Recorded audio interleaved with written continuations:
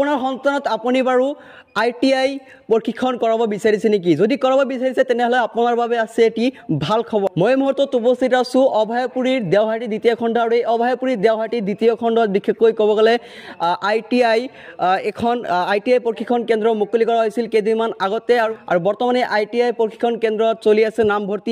আপুনি যদি আপোনাৰ সন্তানক আপুনি যদি ITI প্ৰশিক্ষণ কেন্দ্ৰত নাম ভৰ্তি কৰাব বিচাৰিছে তেতিয়াহ'লে আজিৰ এই প্ৰতিবেদনটো আপুনি প্ৰথমৰ পৰা শেষলৈকে চাই যাব। আৰু মই বৰ্তমানে এই ITI যি প্ৰশিক্ষণ কেন্দ্ৰ আছে এই প্ৰশিক্ষণ কেন্দ্ৰত মই উপস্থিত আছোঁ আৰু যি দৃশ্য আছে মই দৃশ্যসমূহ আপোনালোক দেখাই আছোঁ। এয়া হৈছে ITI যি প্ৰশিক্ষণ কেন্দ্ৰ, এই কেন্দ্ৰৰ যিসমূহ যি ঘৰ আছে ঘৰসমূহ মই আপোনালোকক দেখুৱাই আছোঁ আৰু মই সবিশেষ জানিবলৈ চেষ্টা কৰিম যি ITI প্ৰশিক্ষণ কেন্দ্ৰৰ যিগৰাকী অধ্যক্ষ আছে অধ্যক্ষৰ পৰা মই সবিশেষ জানিবলৈ চেষ্টা কৰিম। আৰু এই ITI প্ৰশিক্ষণ কেন্দ্ৰত আপোনালোকে মুঠ 5টাকৈ বিভাগ পাব আৰু এই 5টাকৈ বিভাগত আপোনালোকে চাৰ্টিফিকেট পাব, অথবা আপুনি যদি মেট্ৰিক পৰীক্ষা পাছ কৰা নাই তেতিয়াহ'লে আপুনি এই ITI প্ৰশিক্ষণৰ 5টা বিভাগৰ পৰা আপুনি যিকোনো এটা বিভাগ বাছি লৈ আপুনি প্ৰশিক্ষণ লৈ তাৰপিছত আপুনি মেট্ৰিক পাছ চাৰ্টিফিকেটো ইয়াৰ পৰা পাব।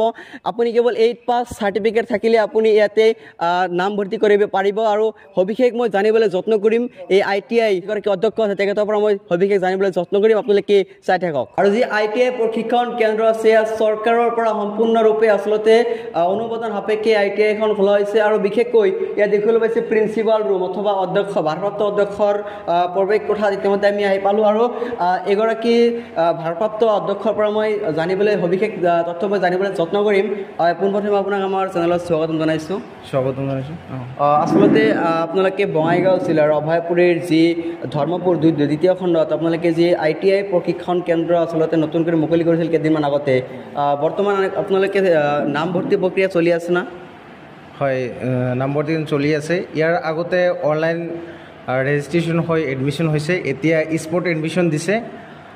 যিসকল ষ্টুডেণ্টে এতিয়ালৈকে ITI পঢ়িম বুলি ভাবিছে কিন্তু এডমিশ্যন লোৱা নাই তেওঁলোকৰ বাবে এটা লাষ্ট চান্স।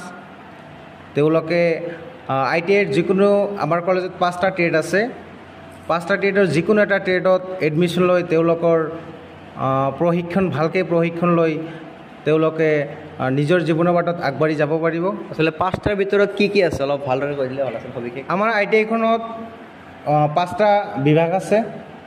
ইলেক্ট্ৰিচিয়ান ফিটাৰ 2 বছৰীয়া, ৱেল্ডাৰ যোনটো আছে সেইটো 1 বছৰীয়া কোৰ্চ, বেচিক কছমেটলজি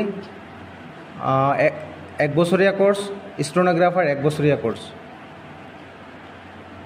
আৰু আচলতে যদি কোনোবাই মানে নামভৰ্তি কৰিব বিচাৰে তেতিয়াহ'লে কোনটো কোৰ্চত কিমান টকা কৰি লয় আপোনালোকে নামভৰ্তিৰ কাৰণে? মাচুল কিমান লয়? এনে আমাৰ ITIখন PPP মটৰ ITI, ইয়াতে কম খৰচতে এটা ষ্টুডেণ্ট যিকোনো ট্ৰেডত এডমিশ্যন লৈ পঢ়িব পাৰিব অতি কম খৰচত। আৰু কিমান ধৰক 5টা কৰি বিভাগ আপুনি ক'লে, 5টা বিভাগৰ ভিতৰত আচলতে কোনটো বিভাগ কিমান দিনলৈকে আপোনালোকে প্ৰশিক্ষণ দিয়ে? ইলেক্ট্ৰিচিয়ান ফিটাৰ যি দুটা আছে সেইটো 2 বছৰীয়া কোৰ্চ আৰু কোৱালিফিকেশ্যন লাগে মেট্ৰিক পাছ, আৰু ৱেল্ডাৰ এটা কোৰ্চ আছে সেইটো 8 পাছ হ'লে হয়। আজিকালি বিভিন্ন ষ্টুডেণ্ট আছে তেওঁলোকে হয়তো মেট্ৰিক পৰীক্ষা দিছে, তেওঁলোকৰ পাছ কৰিব পৰা নাই, আৰু বহুত দুখীয়া ল'ৰা ছোৱালী আছে তেওঁলোকে মাত্ৰ 8 পাছ কৰি যদি ITI ৱেল্ডাৰ কোৰ্চখন পঢ়ে, ৱেল্ডাৰ কোৰ্চখন পঢ়িলে তেওঁলোকে ৱেল্ডাৰ ট্ৰেড চাৰ্টিফিকেটৰ লগতে সেৱাৰ পৰা তেওঁলোকে মেট্ৰিক চাৰ্টিফিকেট পাব। আৰু যিসকল ষ্টুডেণ্টে মেট্ৰিক পাছ কৰি ITI 2 বছৰীয়া কোৰ্চ পঢ়িব তেওঁলোকে ট্ৰেড চাৰ্টিফিকেটৰ লগতে হায়াৰ ছেকেণ্ডেৰী চাৰ্টিফিকেট তেওঁলোকে পাব। আচলতে ঠাইখিনিৰ নাম কি অলপ? আমাৰ ITIখন বঙাইগাঁও জিলাৰ অভয়পুৰীৰ দেওহাটীৰ দ্বিতীয় খণ্ডত স্থিত নেয়াৰ APBN ছেকেণ্ড গেটৰ ইয়াতে আমাৰ ITIখন ITI টাবাটাৰী। যদি কোনোবাই নামভৰ্তি কৰিব বিচাৰে তেতিয়াহ'লে কেনেকৈ যোগাযোগ কৰিব আপোনালোকৰ? স্ক্ৰীণত আমাৰ কণ্টেক্ট নাম্বাৰ দিয়া থাকিব, তেওঁলোকে কণ্টেক্ট কৰক। আৰু যোনটো স্পট এডমিশ্যন ডেট দিয়া হৈছে এইটো আপ টু 5 অক্টোবৰলৈকে আছে। তো যিসকল এডমিশ্যন ল'ব তেওঁলোকক আমি আহ্বান জনাইছোঁ ITIত আহক, এডমিশ্যন লওক। মানে বৰ্তমান নামভৰ্তি প্ৰক্ৰিয়া চলি আছে। যোগাযোগ নম্বৰ কৈ দিবচোন। মোৰ যোগাযোগ নম্বৰ হ'ল 9394862401। হয় নিশ্চিতভাৱে আৰু মই স্ক্ৰীণত এটা নম্বৰ দি দিছোঁ আপোনালোকৰ সুবিধাৰ্থে তো স্ক্ৰীণত দিয়া নম্বৰত আপোনালোকে যোগাযোগ কৰি এতিয়াই আপোনালোকে আহি যাওক অভয়পুৰীত অৱস্থিত যি দেওহাটী দ্বিতীয় নম্বৰ আচলতে যিখন ITI চেণ্টাৰ আছে এই চেণ্টাৰত আপোনালোকে আহি আপোনালোকে পৰীক্ষাখন লওক আৰু ৰাইজক কি জনাব এতিয়া আমি ৰাইজক এটি জনাওঁ যে আপোনালোকৰ ল'ৰা ছোৱালীক ভালকৈ এনে জেনেৰেল এডুকেশ্যনৰ লগতে যিকোনো এটা স্কিলত ভালকৈ প্ৰশিক্ষণ কৰাওক যাতে তেওঁলোকে নিজে কিবা এটা কৰি কৰ্মশীল হ'ব পাৰে আৰু এটা কথা জানাৰ আছিল আচলতে কিছুমানে বিদ্যালয়ত অধ্যয়ন কৰে ধৰক কিবা